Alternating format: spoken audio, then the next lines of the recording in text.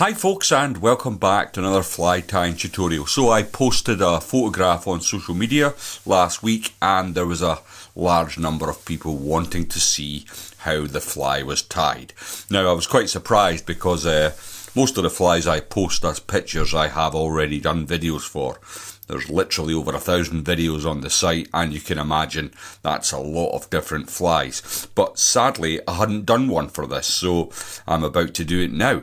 And without further ado, let's get into it. The hook in the vise is a Hanak H260 barbless hook. This one's at size 8 and it's on a heavy wire and finished in black nickel.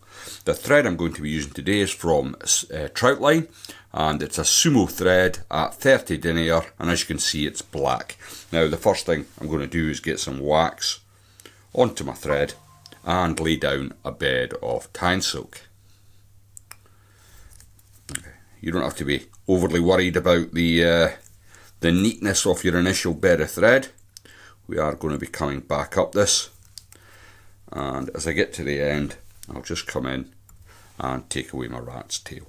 Now this pattern, you'll be thinking when you see it being tied it's overly complicated, and I would agree with you. It's not a fly I have hundreds of in my box, but it's just nice to have a few, and it works. It's an effective fly. I sometimes change up the colour scheme of it, so that's something to bear in mind. When I hope with all my videos they're really here to inspire you to tie your own patterns. You know, I'm not here to tell you this is the be all and end all and you've got to do it like this for it to be right. It's a case of getting inventive. Now I've got one of these synthetic quills here, and I don't want this super thin bit at the bottom, so I'm going to take that away. And the synthetic quills, one side sticky, one side shiny. I want to tie the shiny side down onto the shank. Now the reason for that is when I bring this up, the sticky side will be onto the material that I'm going to tie in next. Now a general rule of thumb is whatever you're bringing up last goes on the hook first. If you try and remember that, you'll not go far wrong. So whatever's wrapping up last, whether it be a wire rib or a quill, that goes on first. The next thing I'm going to add, which I've got here ready, is some Vivus. It's P01 medium and it's a pearl tinsel. Now I'm going to catch that in next. The pearl tinsels have kind of fallen out of flavour, if you like. A lot of people now are going straight to the Mirage, which is a much more shiny material.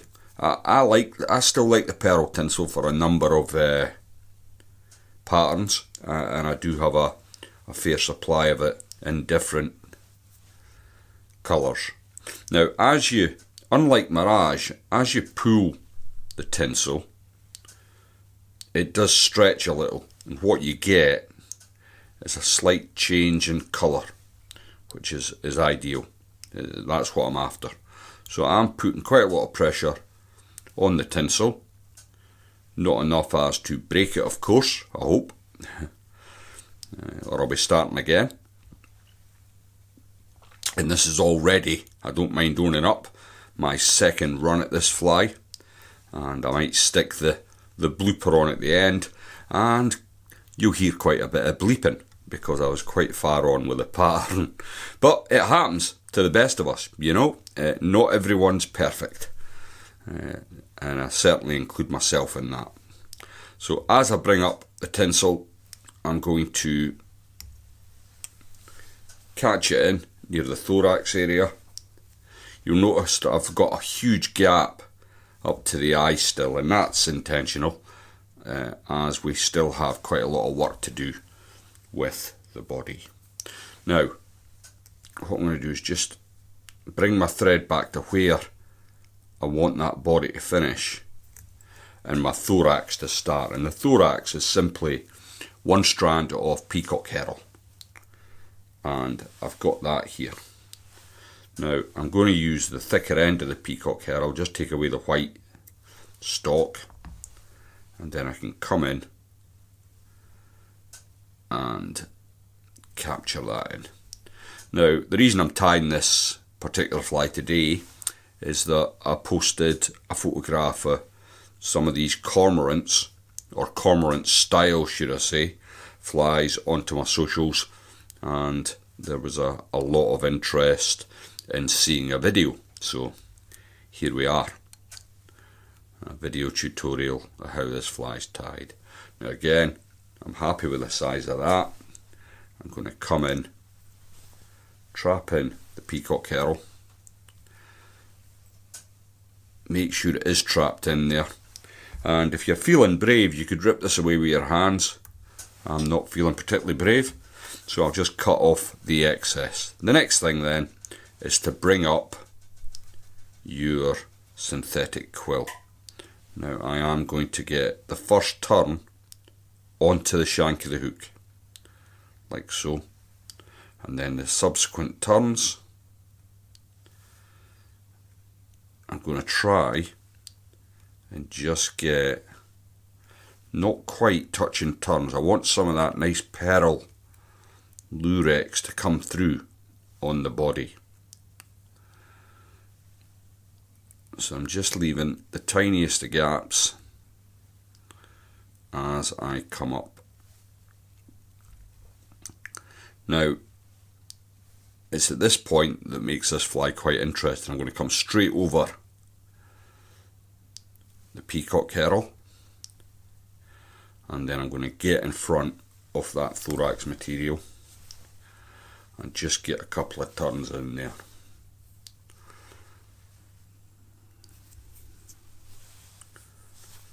It's quite subtle, the peacock, but you do get an effect from it. So I'll just come in and remove the excess of the synthetic quill, and I'm just going to damp my fingers down, and the next thing I want to do is catch in some Glow Bright number 3, which is red. Now I don't always use red, I've got to be honest. I use green quite a bit. In fact, I think green's probably just as good, if not better, than the red. But for photographing wise, funnily enough, the red seems to be much more popular with anglers. It's a case of a fly that catches 1,000 anglers and not so many fish, but this will catch you a few. Tie up the green, you won't regret it. So I'm going to just bring that Glow Bright around.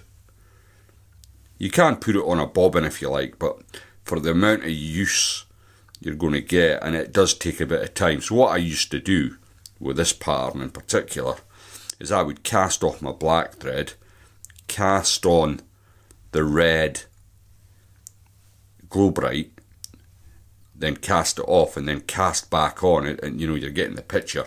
It's taking forever. So I don't do that anymore. I just use one strand of Glow Bright, make sure it's secured in there. I'll get a couple of turns, and then I can come in with my scissors and remove the excess, and I'll save that for the next one, because I'm tying a few of these up today for chew tomorrow, funnily enough. So we'll see how it goes. Next, I'm going to just seal that little bump of Glow Bright with a spot of UV resin. Try not and get the resin onto your peacock herald, because it just makes it go all stiff, and you don't get that movement out of it. My voice is still a little bit croaky from the cold, so apologies for that. Probably makes it even more difficult to understand me than it already is, but I can't help being Scottish. So we're securing this off now, and the next thing to do is add in a marabou wing. I'm using some of Dave Downey's marabou. It's black, it's lovely stuff. The dye doesn't come off in your fingers like a lot of the marabou that you can get. When you're using it, you end up, your fingers are the same colour as the is the marabou, and you don't get that with Dave Downey's stuff. It's probably the best dyed stuff in Europe, to be honest. So I've got my feather. I'm going to get rid of my waist. Little trick is just to twist it slightly. You get a nice even cut. And then before I tie in, I just like to damp down the ends of the marabou and make sure it's nice and square. And what this helps with is just a neat finish on the head. So I'll bring that over, and once I've got it locked in with a couple of turns, I'll just check how it's sitting. I want it sitting on top of the shank and behind the eye. And now, because I'm using 30 denier black thread, I've got lots of capacity for as many turns as I like to get the desired finish on the head. So, as this is quite a big fly, it's size 8, which still fits comfortably in the competition gauge, the size 8, so you don't need to be worrying about, if you're a comp angler, the size of the fly. This will still meet the requirements of the rules. So we'll just whip finish that. And then what I'm going to do, obviously the length of the wing does not fit the requirement of the rules, so I'm going to come in with my thumb and forefinger, clamp down just behind the bend, and then take away the excess, like so. I'm going to damp that down, and the reason I'm damping it down is I don't want any marabou near the head when I come in with my UV resin to finish off the fly.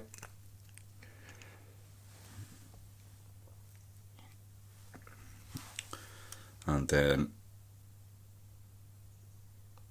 again, avoiding the marabou as much as you can. You can come in at the head,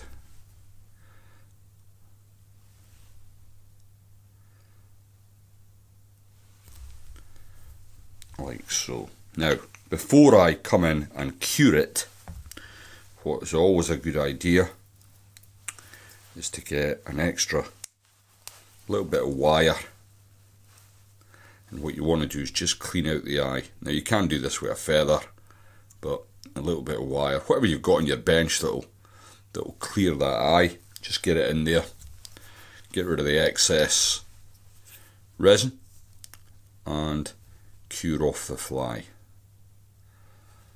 And what you've got is an absolutely cracking looking competition legal cormorant. As I said, please do try it with the green instead of the red, and you will not be disappointed. If you've enjoyed the video, please don't forget to give it a like. Thanks for watching, and I'll see you all in the next one. And easy to tie. So I'm going to bring up my synthetic rib, and again with this I'm looking for, oh yeah, beauty, that just snapped clean off. Did you see that?